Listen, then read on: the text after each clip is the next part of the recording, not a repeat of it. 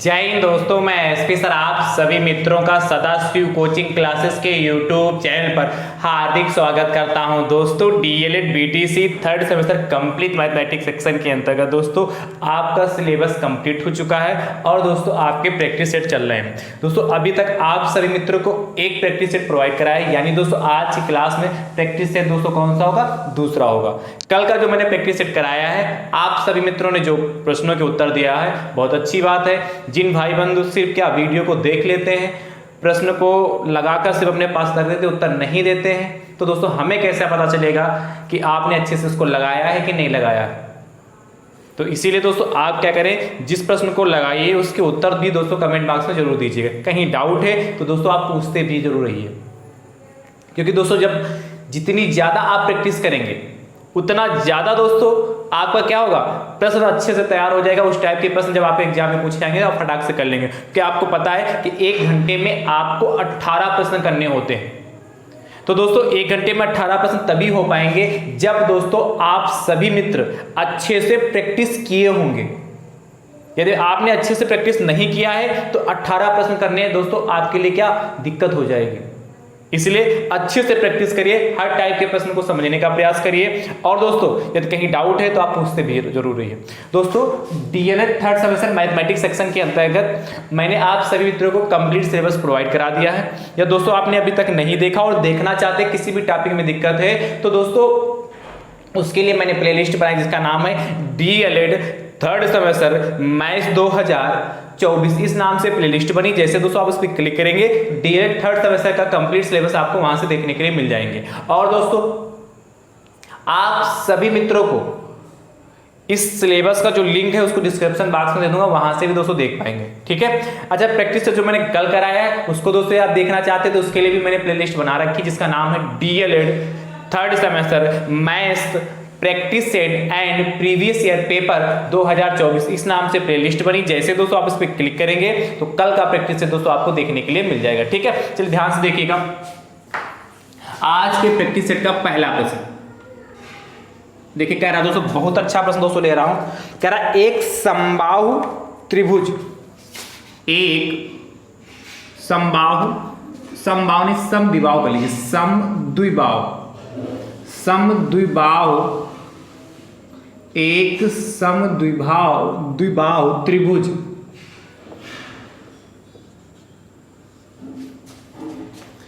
के समान कोण तीसरे कोण से 4 गुना है। समान कोण तीसरे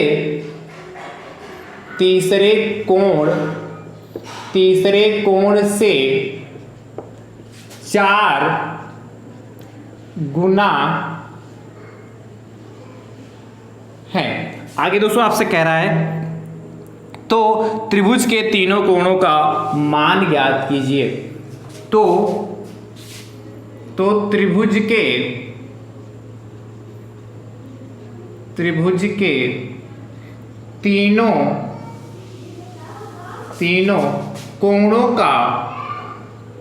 तीनों कोणों का मान ज्ञात कीजिए।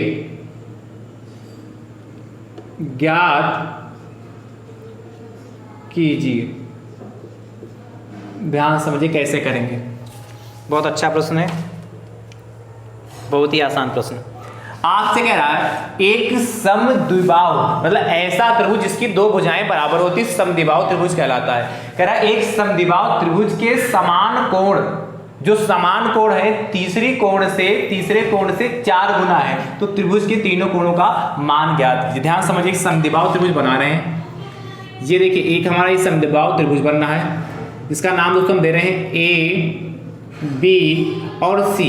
समद्विबाहु देखिए ध्यान, सम माने समान, द्वि माने दो और बाहु माने भुजा। तो ऐसा त्रिभुज जिसकी दो भुजाएं बराबर हो, तो मान लेते हैं कि भुजा ए बी जो है भुजा ए सी के बराबर है। तो आप ये भी जानते हैं जो भुजाएं बराबर होती है उसके सामने का कोण भी बराबर होता है। यानी देखिए ए बी के सामने का कोण सी पड़ेगा और ए सी के सामने का कोण बी पड़ेगा। यानी कोण बी और कोण सी दोस्तों हमारे समान है। और आपसे कहा भी है क्या कहा है कि एक समद्विबाहु त्रिभुज के समान कोण तीसरे कोण से 4 गुना है। दोस्तों यदि हम तीसरा कोण यहां मान लेते हैं कि हमारा x है, तीसरा कोण x मान लेते हैं, कह रहा है एक समद्विबाहु त्रिभुज के समान कोण तीसरे कोण से 4 गुना, जो समान कोण जो बराबर एंगल हैं, ये दोस्तों ये हमारा क्या, ये हमने एक्सिस को मान लिया था और 2 डार्क कर दिया हमने, ठीक है, ये हमारा x हो गया। अब जो 2 एंगल हमारे जो बराबर दिख रहे हैं, ये कह रहे हैं तीसरे कोण से 4 गुना है, यानी दोस्तों एंगल B भी दोस्तों आपका 4 गुना होगा और एंगल C भी दोस्तों आपका 4 गुना होगा। इतनी बात क्लियर होगी, बस हो गया। तो दोस्तों क्या समद्विबाहु त्रिभुज है।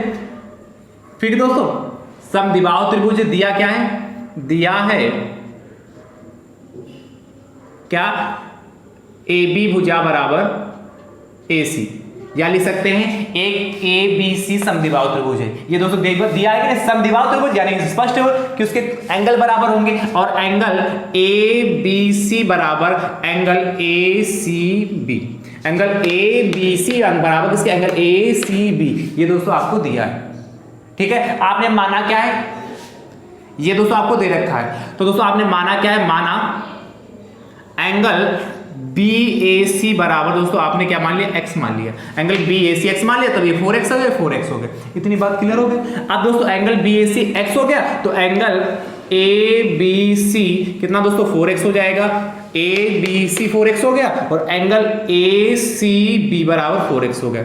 इतनी बात क्लियर हो गई, ये लैंग्वेज मैंने लिख लिया। अब ध्यान से दोस्तों देखिएगा, आज जानते हैं क्या, चूंकि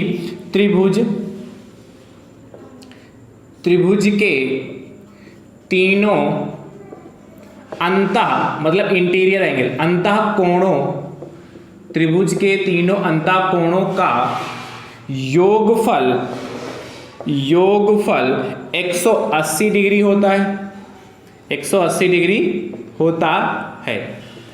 चूंकि त्रिभुज के तीनों अंतः कोणों का योगफल 180 डिग्री होता है, इसीलिए दोस्तों देखिए पहला एंगल कितना, एंगल x है, तो क्या करेंगे एंगल, या लिख लीजिए एंगल BAC, ये वाला कोण BAC plus angle ABC plus angle ACB बराबर 180 डिग्री। भाई कोण देखिए BAC ये वाला कोण लिख लिया, फिर ABC ये वाला कोण लिख लिया, फिर ACB ये वाला कोण लिख लिया, सबकी वैल्यू पता पुट कर लीजिए। एंगल BAC आपने x माना है तो ये x हो गया, प्लस एंगल ABC से 4x हो गया और ACB 4x है, बराबर दोस्तों 180 डिग्री हो गया। अब ध्यान समझिएगा, तो 1 और 4 5 और 5 4 9, यानी कि 9x बराबर दोस्तों आपका 180 डिग्री हो गया। यानी भैया x बराबर कितना हो जाएगा, 180 डिग्री बटे 9, जो गुणे में वो कहा जाता बटे में, 9 एकम 9 हो गया, 9 दूनी 18 20 डिग्री। x की वैल्यू दोस्तों 20 डिग्री दिख रही है ना, x की वैल्यू 20 डिग्री आ गया। आपसे पूछा क्या था, तो त्रिभुज के तीनों कोण ज्ञात कीजिए, तो मैं इधर लिख दे रहा हूं, अतः त्रिभुज के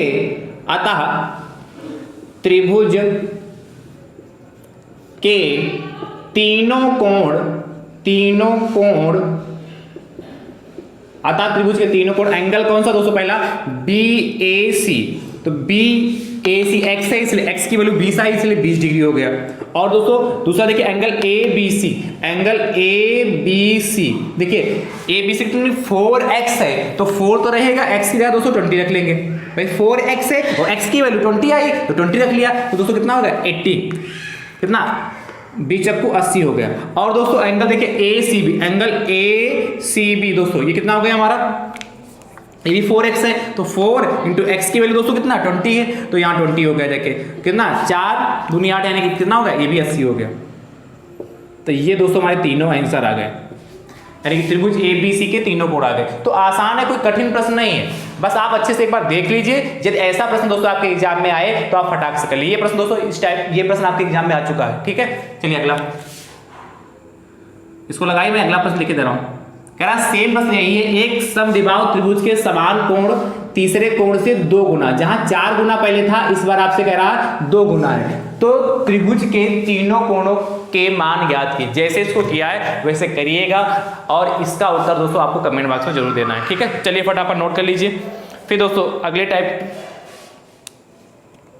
पर चलते हैं, ठीक है। तब तक आप ये नोट करिए, मैं प्रश्न अगला 3rd लिखे दे रहा हूं, ध्यान से देखिएगा। तीसरा प्रश्न दोस्तों आपसे क्या कह रहा है, ध्यान से देखिए। तीसरा दोस्तों प्रश्न आपसे कह रहा है, ये भी दोस्तों बहुत ही अच्छा प्रश्न है और बहुत ही आसान प्रश्न, ध्यान समझिए। ये प्रश्न जो मैं लिखने जा रहा हूं, यदि ये प्रश्न आपके एग्जाम में आए तो दोस्तों 2 नंबर देके जाएगा। थर्ड प्रश्न कह रहा है, एक ईंट की लंबाई कामा चौड़ाई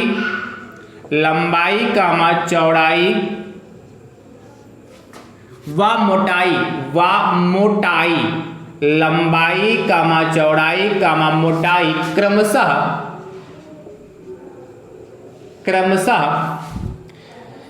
25 सेंटीमीटर, 10 सेंटीमीटर, 25 सेंटीमीटर कामा 10 सेंटीमीटर व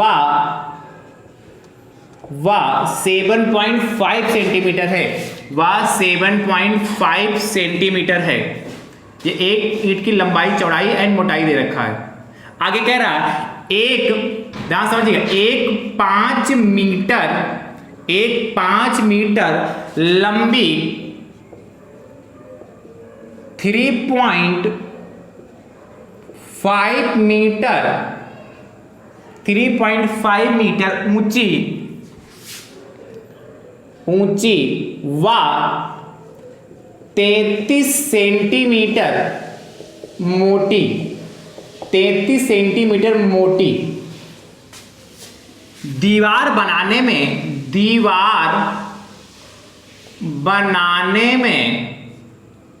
बनाने में कितनी ईंटें लगेंगी? कितनी ईंटें लगेंगी? ध्यान समझिएगा, अच्छा प्रश्न है ये, आपके दैनिक जीवन में भी इसका यूज कर सकते हैं। सोचेंगे सर ये कैसे, अभी देखिएगा, नोट कर लिया ना इसको। दोस्तों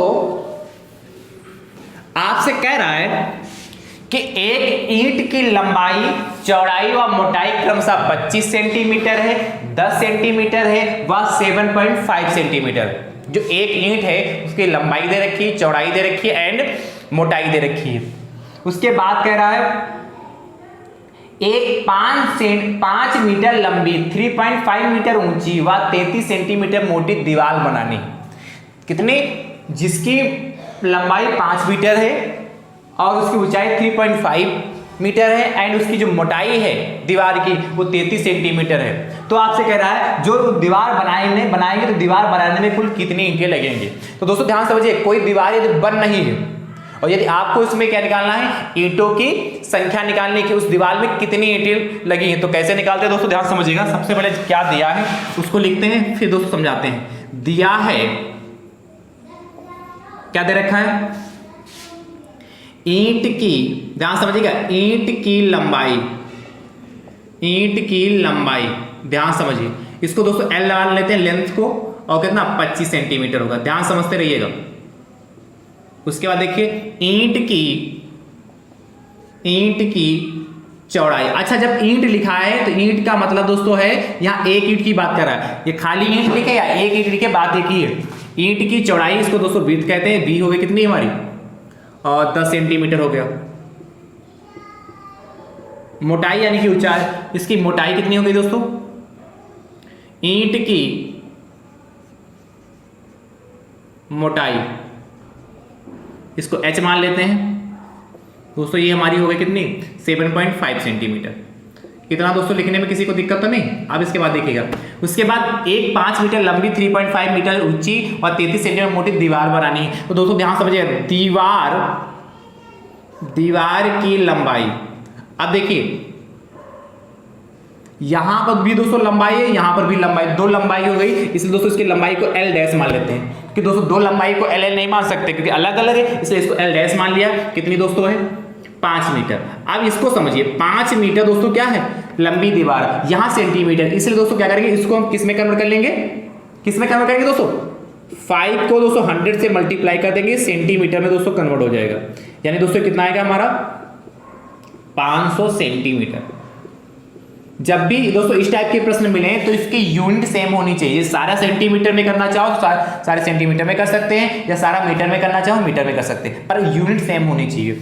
उसके बाद देखिए दीवार की ऊंचाई।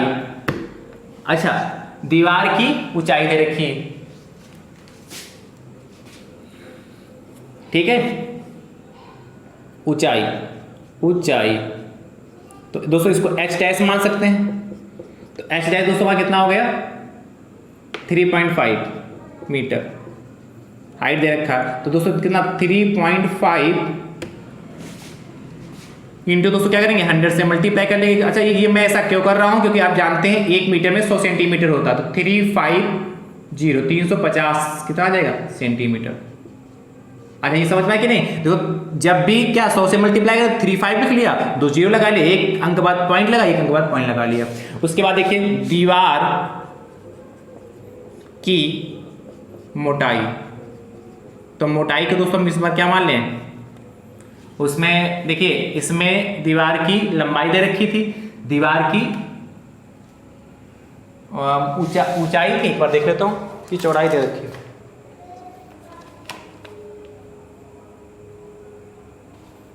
दीवार की ऊंचाई देखिए, ठीक है। तो इसको मोटाई है वहां एच माना, चलो यहाँ एच एल डैश एल हो चुका, बी डैश मान लेते हैं, मानने में कोई दिक्कत नहीं है। यहाँ जैसे मैंने क्या यहाँ मोटाई हमने एच मानी, यहाँ बी डैश मानी, इससे कोई इफेक्ट पड़ेगा नहीं, ठीक है। आप जो मानना चाहें वो मान सकते हैं, इससे कोई इफेक्ट नहीं पड़ेगा, ठीक है। इस प्रश्न में कितनी दोस्तों हो गया 33 सेंटीमीटर, ये 33 सेंटीमीटर में ही दे रखा है,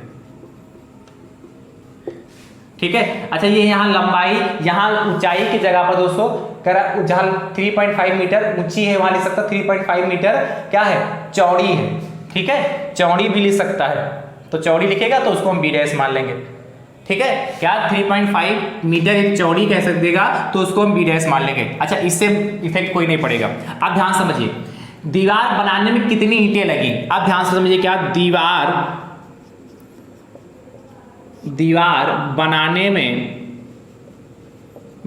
में लगी ईंटें बराबर, दीवार बनाने में लगी ईंटें बराबर। दोस्तों ध्यान समझिएगा, जब भी इस तरीके से निकालना होगा तो ईंट का आयतन निकाल लेंगे और दीवार का आयतन निकाल लीजिए। दीवार के आयतन को ईंट के आयतन से डिवाइड कर दीजिए। ध्यान समझिए कैसे, दीवार का आयतन बटे ईंट का आयतन। ईंट कैसे, एक ईंट का आयतन है, खाली ईंट लिखा है इसका मतलब एक ईंट का आयतन। अब ध्यान समझिए दीवार का आयतन दोस्तों क्या होता है भाई, आयतन आप जानते हैं क्या L into B into H होता है। तो L into B into H, क्योंकि यहाँ देखिए दीवार के लिए डैश माना इसलिए L dash B dash H dash हो जाएगा। अपान में ईंट का दोस्तों क्या एल बी एच माना है तो L into B into H हो गया। इतना बात क्लियर। मैं इसके आगे सॉल्व कर रहा हूँ, आप इसके नीचे ही लिखिएगा। ध्यान समझिए एल डैश दोस्तों आपका कितना है 500 इंटू बी डैश कितना आपका 33 इंटू एच डैश दोस्तों आपका कितना है 350 बटे एल दोस्तों कितना आपका 25 इंटू बी कितना दोस्तों आपका 10 इंटू एच कितना है आपका 7.5। बस सॉल्व कर लीजिए, आंसर आ चुका। देखिए जीरो हटा दिया, ये यहाँ पर पॉइंट हटा दिया, जीरो बढ़ गया जाके 25 एकम 25 हो गया, 25 दूना 50 हो गया, 25 दूना 50 20 हो गया जाके यहाँ और कटेगा। अच्छा इस जीरो से और ये वाला जीरो काट दें, इतनी बात क्लियर हो गया। यहाँ कोई दिक्कत तो नहीं। अब देखिए 25 यहाँ 75 हो गया, 25 एकम 25 हो गया, 25 चक्कू 100 हो गया, ये 14 हो गया जाके और कटेगा। हाँ 33 कर जाएगा, 3 एकम 3 हो गया, 3 एकम 3, 3 एकम 3, सबकी मल्टीप्लाई कर लीजिए। अब ध्यान समझिएगा, मैं डायरेक्ट फाइनल आंसर लिख रहा हूँ। 20 की मल्टीप्लाई 11 से करेंगे तो 20 गुणे 11 यानी कि 220 हो गया। भाई 11 दूनी 22 होता है और जीरो हो गया जाके, और 14 से मल्टीप्लाई कर दीजिए। तो इसको 14 से मल्टीप्लाई करेंगे तो जीरो हो जाएगा, 14 दूना 28 हो गया जाके, और 14 दूना 28 2 30 यानी कि 3080 ईंट लगेंगी। तो क्या लिखेंगे, अतः दीवार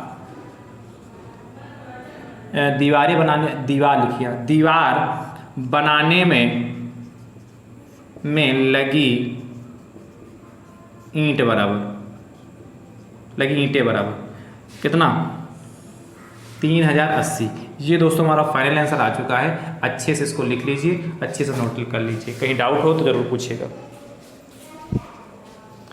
थोड़ा बड़ा प्रश्न भले ही है पर आसान है, मुझे उम्मीद है कर लेंगे। चलिए अगला देखते हैं, प्रश्न संख्या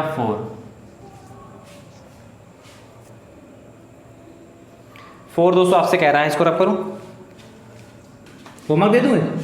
चलिए अच्छा, एक ईंट की लंबाई चौड़ाई मोटाई क्रमशः 20 सेंटीमीटर ये और 10 सेंटीमीटर व 5 सेंटीमीटर है, ठीक है। एक 5 मीटर लंबी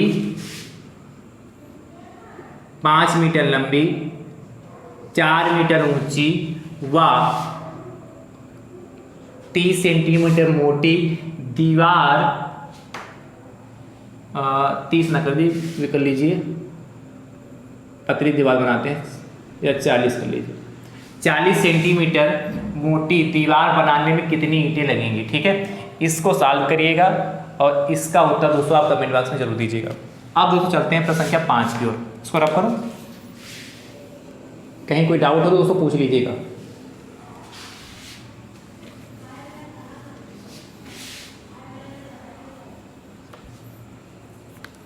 पांच नंबर दोस्तों आपसे कह रहा है, ध्यान से देखिएगा।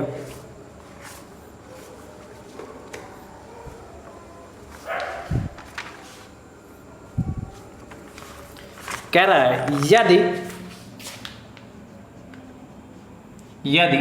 9, x, 12 व 16 समानुपात में हो, समानुपात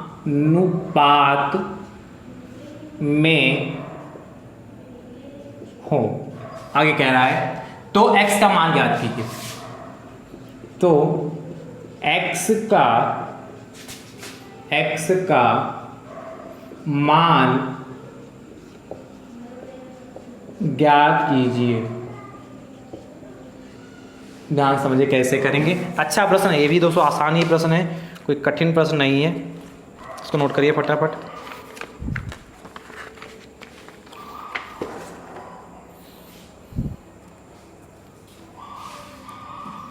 हो गया?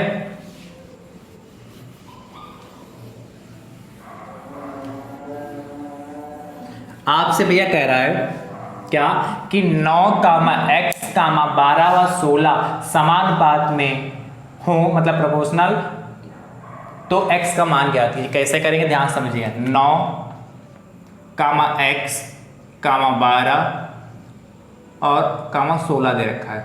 इसको दोस्तों इस तरीके से 9:x और समानुपात 12:16 जैसे लिखा है उसी सीरीज में लिखेंगे। पहले दो टर्म को 9:x लिख लिया, लास्ट के दो टर्म जो हैं कितना 12:16 लिख दिया, बीच में समानुपात लगा दिया। आपको मैंने बता रखा पहले से ही कि 9:x जहाँ समानुपात होता है उसकी जगह बराबर लगाते हैं, और 12 कितना 16 हो गया। देखिए इसको लिख सकते 9/x लिख सकते हैं, इसको 12/16 लिख सकते हैं। भाई अनुपात का मतलब क्या, बटे में होता है। अब ध्यान से समझिए, इसको काटना चाहिए, काट लिए 4 3 12, 4 चक्कू 16। देखिए 9/x इक्वल टू 3/4 हो गया। क्रॉस मल्टीप्लिकेशन कर सकते हैं, तो कर सकते हैं कि नहीं, x की मल्टीप्लाई 3 से करेंगे, 3x इक्वल टू 9 × 4 हो गया, या 9 चौक 36 लिख लो, या 9 × 4 के बाद देखिए, तो 9 × 4/3 काट लीजिए, 3 एकम 3, 3 3 9, x की वैल्यू दोस्तों कितनी है 12, तो अतः x बराबर 12। ये दोस्तों हमारा फाइनल आंसर आ चुका। तो आसान है, इस टाइप के भी प्रश्न मिलेंगे तो कर लेंगे, ठीक है। ध्यान से प्रोसेस समझ लीजिएगा। 6 नंबर कह रहा दोस्तों आपसे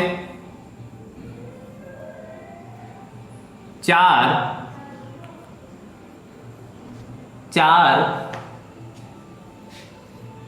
और यहाँ है 20 और बीच में दोस्तों 5, यहाँ 4, x, 5, ठीक है। समानुपात में हो तो x का मान ज्ञात कीजिए। कर लेंगे, चलिए नोट करिए, इसका उत्तर कमेंट बॉक्स में जरूर दीजिएगा। अगला देखिए 7 नंबर। 7 नंबर दोस्तों आपसे क्या कह रहा है। अच्छा,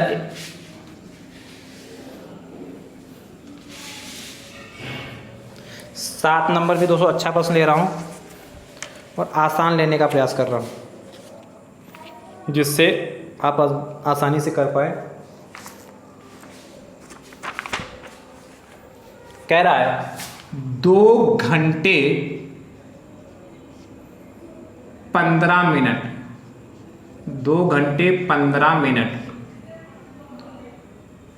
का 45 मिनट,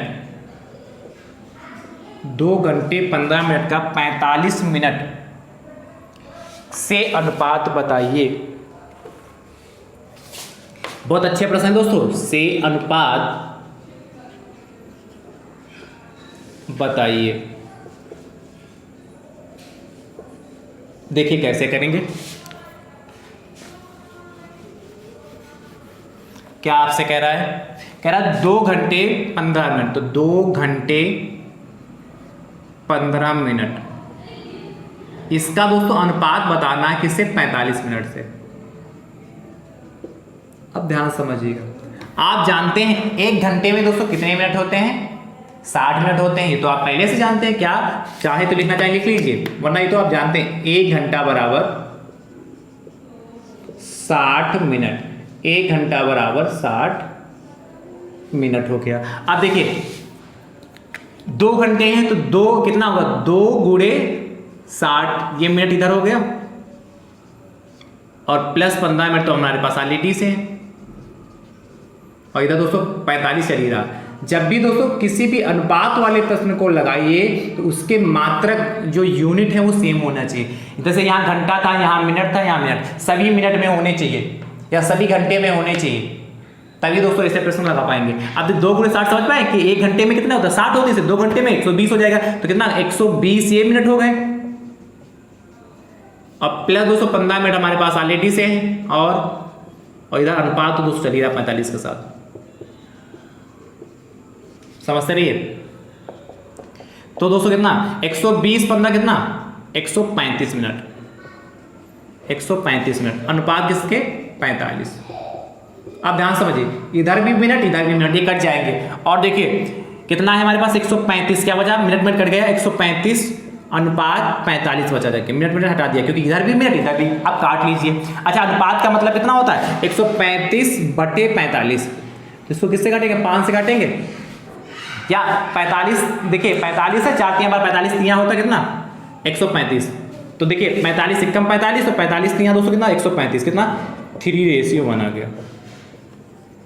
ठीक है। अतः नीचे लिखना चाहे तो अतः क्या लिख सकते हैं? नीचे लिखना चाहो तो लिख सकते हो अतः 2 घंटे 15 मिनट अनुपात 45 मिनट बराबर 3:1। इस तरीके से दोस्तों लिख सकते हैं, या लैंग्वेज में लिखना चाहे तो लिख सकते हैं 2 घंटे 15 मिनट का 45 मिनट से अनुपात बराबर 3:1 होगा। ठीक है, इस तरीके से भी लिख सकते हैं। चलिए फटाफट नोट कर लीजिए। समझ गए? नीचे लिख लीजिएगा इसके। चलिए कहो तो मैं लिख दूं। चलिए लिख देता हूं 2 घंटे 15 मिनट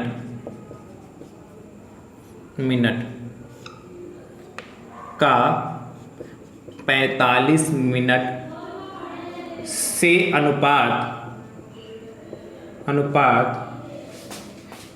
3:1 होगा। इस तरीके से भी 3:1 होगा। इस तरीके से भी दोस्तों कर सकते हैं। बढ़िया ब्रैकेट में बंद कर लीजिए। प्रश्न संख्या दोस्तों 8 देखिए। 8 दोस्तों आपसे कह रहा है 3 घंटे 25 मिनट 3 घंटे 25 मिनट का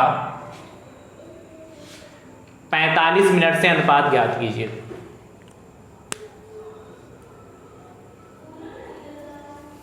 अनुपात ज्ञात कीजिए। चलिए नोट करिए।